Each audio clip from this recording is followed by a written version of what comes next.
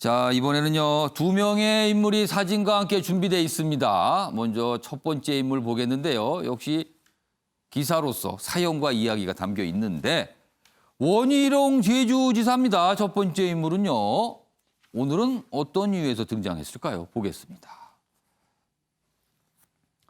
원희룡, 이길 수 있는 대선 후보 내가 적격자입니다. 그러니까 지금 통합당의 대선 후보 뭐 안 보인다고 자꾸 그러지 마세요. 저 있습니다. 제가 적격자입니다. 이렇게 강하게 스스로 얘기하고 있는 겁니다. 그리고 백종원 씨 거론한 거는 분발하란 보약이다. 제가 백종원 씨처럼 되겠습니다. 닮겠습니다. 뭐 이런 의지까지 나타냈습니다. 강하게 손을 들은 거예요, 지금. 자, 관련 영상이 준비되어 있습니다. 보시죠. 그리고 20대 때는 뭐 민주화에 제 자신의 모든 걸 던졌기 때문에 예. 민주화 세대에서 지분이 있다고 생각합니다. 뭐 제주도니까 뭐 약점이 아니냐 하는데 지역에서 자유롭죠. 뭐 호남이든 영남이든 제가 함께 손 내밀지 못할 곳이 없고요. 특히 지금 4번의 선거, 2번의 집권과 결국은 탄핵까지 받으면서 바닥에 지금 쓰러져 있는 네. 이 보수의 영역을 넓히고 국민들에게 부끄럽지 않은 그러한 모습으로 일어설 수 있는데 적격자라고 생각을 감히 합니다. 예. 그러니까 통합당의 대선 주자가 과연 누구인가?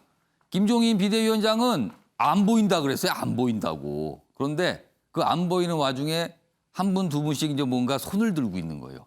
본인이 여기 있다라는 거죠. 관련 기사 하나 더 보겠습니다. 김종인, 윤석열 처신분이 든든한 데가 있어. 이거 뭐죠? 여기 보면 짧게 이제 인터뷰한 내용이 있어요. 김종인은 왜 백종원을 불러냈나? 지지율 낮은 주자 향한 자극제.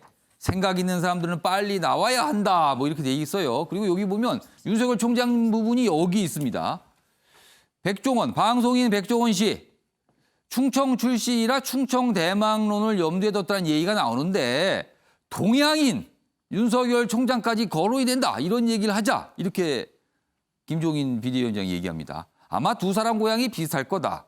나는 윤석열을 전혀 모른다. 근데 처신하는 걸 보니 든든한 데가 있는 것 같아. 이거 의미심장할 수 있어요, 지금요. 만약에 전혀 생각이 없다면 그분을 뭐 왜 대선 주자하고 관련해서 말을 하지요? 뭐 이렇게 하든가 뭐 다른 표현이 있을 건데 뭔가 든든해란 뜻입니다. 지금 뭔가 든든하다고요. 자, 이쯤 되면은 윤석열 총장이 야당 인사가 된 건가요? 이게 어떻게 해석이 될지 모르겠습니다. 자, 김건학 교수님하고 이종근 평론가께는 미리 질문 좀 드렸어요. 지금 두 가지 기사 봤는데 통합당 내에서 대선 주자가 누가 떠오르는가 써달라고 했습니다. 먼저 김건학 교수님부터 두 분 쓰셨어요 지금. 예. 김세현 전 의원과 윤석열 총장을 했는데 여기 지금 나온 기사. 사실상 지금 야권에서 뭔가 물망에 가장 많이 가 있는 사람은 저는 윤석열 총장이라고 생각해요. 근데 윤석열 총장 이름을 더 작게 쓰셨어요. 사실은 제가 먼저 쓴 분이 돼야 되는 것이다. 그러니까 당위론적 이 인물과 지금의 현실적 인물이 다르다는 겁니다. 근데 지금 김세현 전 의원을 얘기한 이유는 사실은 경제 전문가에다가 세대 교체의 어떤 의미도 있고 굉장히 합리적인 어떤 보수를 보여주는 지금 아이까 40대 후반이죠. 그렇죠. 지금 나이가요. 그런데 제일 중요한 거는 사실은 지금 김종인 비대위원장이 얘기하는 백종원 씨를 언급하는 이유가 인지도, 호감도 뭐 이런 것들이 필요하다는 거잖아요.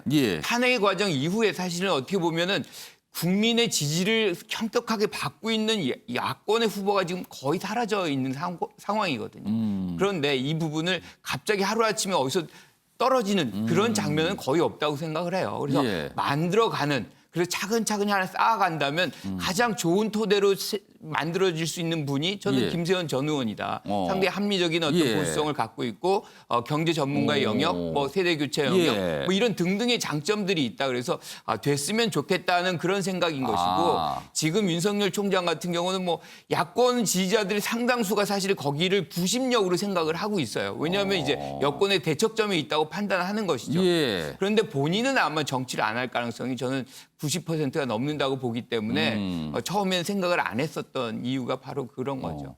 아니 앞선 기사에 원희룡 제주지사는 본인이 손 들었잖아요. 근데 안 쓰셨어요. 든 것과는 상관이 없습니다.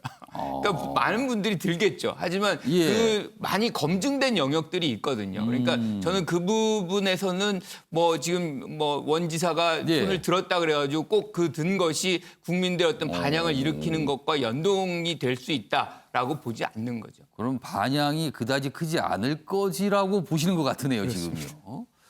자, 이종훈 평론가는 김종인이라고 쓰셨어요. 네.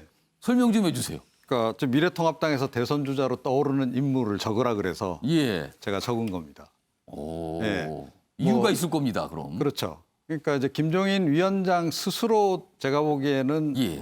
본인도 일단은 대권 주자 후보라고 생각을 하고 있는 게 하나 있고요. 아, 본인이요? 본인이 어제는 말로는 그제죠. 기자들이 물어봤을 때 쓸데없는 소리 하지 말라 그랬거든요. 네. 그런 얘기 하지 말라고. 예, 그분 화법이 원래 그렇기 때문에 본심은 다르다. 그런데 이게 역설적으로 예. 제가 보기에 지금 그 미래통합당 주변에서 거론되고 있는 예. 대권 주자군 중에서 김종인 위원장만한 인물도 없어요.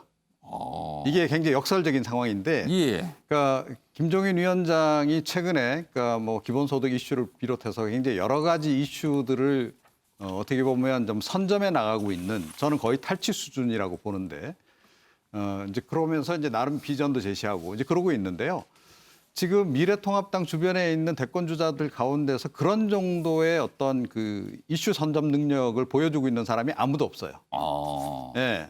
이거 굉장히 비극적인 상황이기도 예. 하다. 예. 그래서 사실은 굉장히 좀 분발하지 않으면 안 되는 그런 상황이 아닌가. 그래서 좀 역설적으로 이렇게 좀 적어봤습니다. 그러니까 지금 상황에 대한 분석을 곁들여 주신 건데 현실적으로 대선 주자로 갈 수 있다, 없다. 그건 어떻게 판단하세요? 그러니까 뭐 그거 역시 이제 이분 생각에 달렸을 거라고 좀 봅니다. 그러니까 최종적으로 물론 이제 선택을 받느냐 하는 문제는 이제 예. 또 다른 문제라고 보고요. 예. 그러니까 이제 많은 이제 분석가들은 이제 연령을 이제 지적을 하기도 하죠. 연령이 제가 알기로는 1940년생 그렇습니다. 이제 아닌가요? 그래서 또 과연 시대의 흐름에 맞느냐. 예. 그리고 또 본인이 40대 경제 전문가 이야기해 놓고 그렇죠. 본인이 나온다는 것도 논리적으로 말이 안 된다. 뭐 이제 이런 얘기도 하고 그러는데요. 예. 그러니까 제가 이제 말씀드리는 건 이분이 실제로 될 가능성이 높다라기보다는 예. 그러니까 지금 이제 김종인 위원장이 하고자 하는 얘기에 우리가 조금 더 초점을 좀 기울일 필요가 있다 이렇게 생각을 하고 지금 대선 주자들이 그러니까 뭐 원희룡 지사 쪽 이 얘기도 조금 전에 나왔습니다만 손을 드는 게 중요한 게 아니고요. 예. 내가 왜 적임자인지에 대해서 국민들이 납득할 만한 그 비전 제시라든가 행동들을 보여줘야 된다는 거죠. 그런데 그러고 있지 못하다는 거. 네. 많이 떨어진다 한마디로. 조금 전에 김세현 의원도 말씀하셨는데요. 예. 김세현 의원 뭐 그러니까 뭐 여러 가지 조건은 좋으나 과연 우리에게 보여준 게 뭐가 있죠? 네, 그 얘기를 제가 드리는 겁니다. 네. 그러니까 통합당 내에서 뭐 거론되는 인물들은 많이 있을 수 있지만 국민의 눈높이에 봤을 때 고대가 끄기어지는 인물 별로 없다. 그래서 김종인 비대위원장까지 얘기를 할 수밖에 없다. 지금 이런 설명으로 제가 이해했습니다. 지금 두 분 말씀을요. 알겠습니다. 자, 두 번째 인물로 가겠습니다. 가수 조용남 씨가 두 번째 인물입니다. 내용 보겠습니다. 조용남 화투 그림 대작 사기 아니다. 최종 무죄 판결이 났습니다. 대법원 판결이에요. 자, 대법원 판결이 이렇습니다. 미술 보조 작가는 관행이다. 조수기용 알릴 의무는 없다. 그러나 미술계 도덕적으로는 유죄다. 조용남 내주 소회를 기록한 책을 출간하는데 책 제목이 이러네요. 망할 X의 현대미술. 이거 굉장히 뭔가 현대미술에 대한 엄청난 비판이 담겼을 것 같습니다. 뭔지 모르지만요. 망할 이렇게까지 표현됐으니까 책 제목이요. 관련 기사 하나 더 보겠습니다. 그림 대작 무죄 확정 조영남. 본격 그림을 그리라는 명령으로 자기는 해석을 한다. 미술계 법정 아닌 학술 논의 대상이었는데 진중권 진짜 문제는 예술가 집단이다. 또 이런 비판. 뭐 예술가 집단에 대한 뭐 얘기가 있어요. 여기 보시면 조영남 씨의 반응이 여기 좀 밑줄이 거 있어요. 자, 이 판결에 대해서 앞으로 더 잘 그리라고 사회가 내게 내린 명령이라고 생각한다. 그리고 조수를 앞으로도 쓰겠냐는 질문에 물론이다. 조수를 써야 할 정도로 바쁘고 인기 있는 화가가 되고 싶다. 곧 전시 일정 잡을 것이다. 이렇게 또 얘기를 했습니다. 자, 그럼요. 관련 영상부터 확인해 보겠습니다. 옛날부터 어르신들이 화투를 가지고 놀면 패가 망신한다고 그랬는데 제가 너무 오랫동안 화투를 가지고 놀았나 봅니다.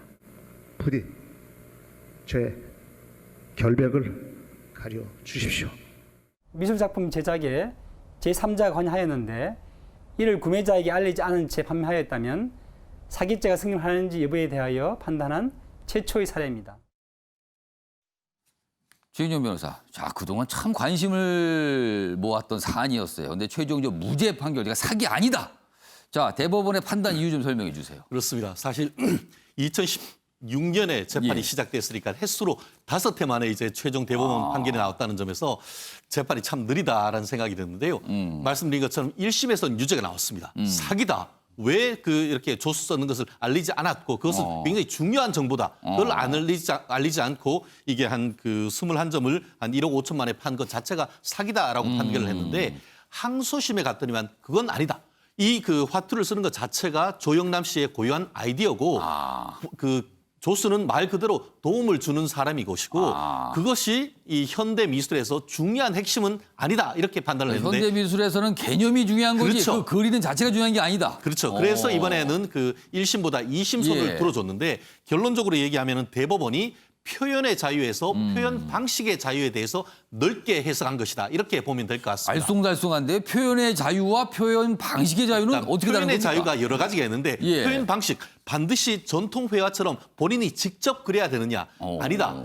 예전엔 그랬지만 예. 현대 미술 같은 경우에는 예를 예. 들어서 뭐 데미안 허스트라든가 이런 분들 같은 경우에는 거의 공장처럼 해서 운영을 하고 있는 그런 오. 상황인데 우리나라에서도 적어도 현대 미술에 대해서는 예. 이런 식으로 될 수 있다는데 사실 저도 개인적으로 2016년 무렵에 조영남 씨 댁에 직접 가서 예. 그 거실에 보니까 거실에 그림이 수십 점 있더라고요. 예. 이 바쁘신데 언제 이런 걸 다 하시냐고 제가 물었던 기억이 있는데 예. 제 앞에서 직접 그리는 것도 제가 다 봤습니다. 예. 그런데 상당수는 또 다른 데서 이렇게 가지고 왔다는 점에서 이게 왜 문제가 됐냐면은 일개 회화 아닙니까? 예. 무슨 뭐 설치 조형 미술도 아니고 예. 회화이면서 또 그 내용은 상당히 개념 미술에 있는 이른바 현대 미술과 전통 미술의 가운데쯤 있다 보니까 전통 미술적 시각에 보면 이건 사기다. 그렇지만 또 진중권 씨를 비롯해서 현대 미술적 시각에도 그 또한 표현의 자유의 한 가지 영역이고 조수를 쓰는 것까지는 볼 수 없다 했는데 대법원 같은 경우에는 표현의 자유는 좀 넓게 형성하는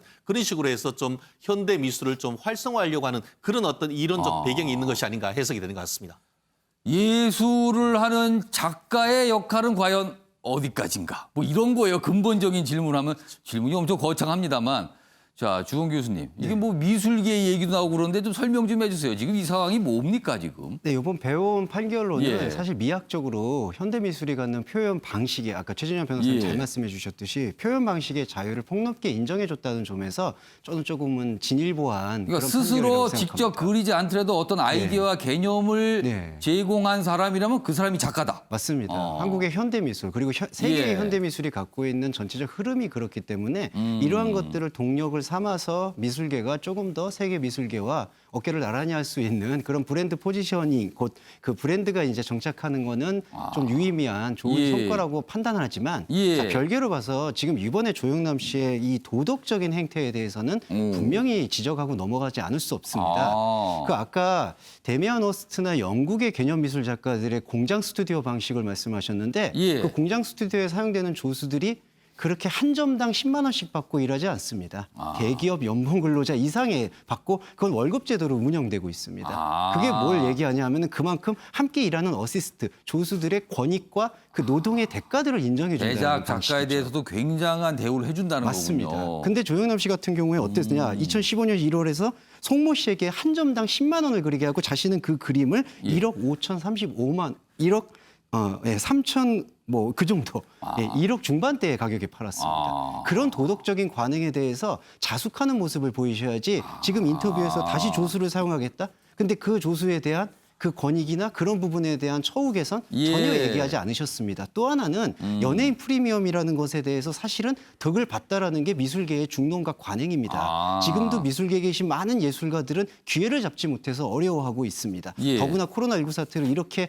지금 예술인들이 예. 창작 활동에 제한을 받고 있는 입장에서 예. 조영남 씨가 보여주고 있는 이 행태는 현대 미술을 진일보한 행동이 아니라 오히려 반성하고 자숙하셔야 될 행동이라고 저는 생각을 합니다. 아, 여기 생각해 볼 점들이 여러 지점들이 여기 녹아 있군요. 단순히 그냥 최종 무죄다. 이렇게만 넘어갈 사안은 아닌 걸로 보입니다. 자, 이번에는 댓글을 소개해 드리겠습니다. 아침의 매일경제 오늘도 유튜브로 생중계되고 있는데요. 많은 분들 댓글 올려주셨어요. 한 3가지 분야의 댓글이 나왔는데 하나씩 전해 드리겠습니다. 먼저 이 남북 문제에 관련된 건데 이렇습니다. 남북 평화 이루기가 참 힘이 드네요. 아, 그렇습니다. 오랜 세월도 걸렸고요. 그리고 앞으로 갈 길도 멀 수도 있습니다. 자, 2번째는요. 법무부 장관과 검찰총장의 어떤 대립 관계, 그거에 대한 내용인데 검찰의 칼은 정의를 위해서 써야지 검찰 자신을 지키는 데 쓰면 안 된다. 이런 질타였고요. 아랫부분입니다. 추 장관은 뭐가 급한 것 같습니다. 항상 법무부 장관이라는 것을 잊지 말았음 좋겠어요. 이렇게 또 글을 올려주셨습니다. 자, 다음 내용 보겠습니다. 지금 요거는 정치권 상황과 관련된 거예요. 다 가져가라고 하는데 안 가져올 건 없죠. 아, 이거 상임위원장 18개 다 가져가라는 소리 같습니다. 지금 아랫부분입니다.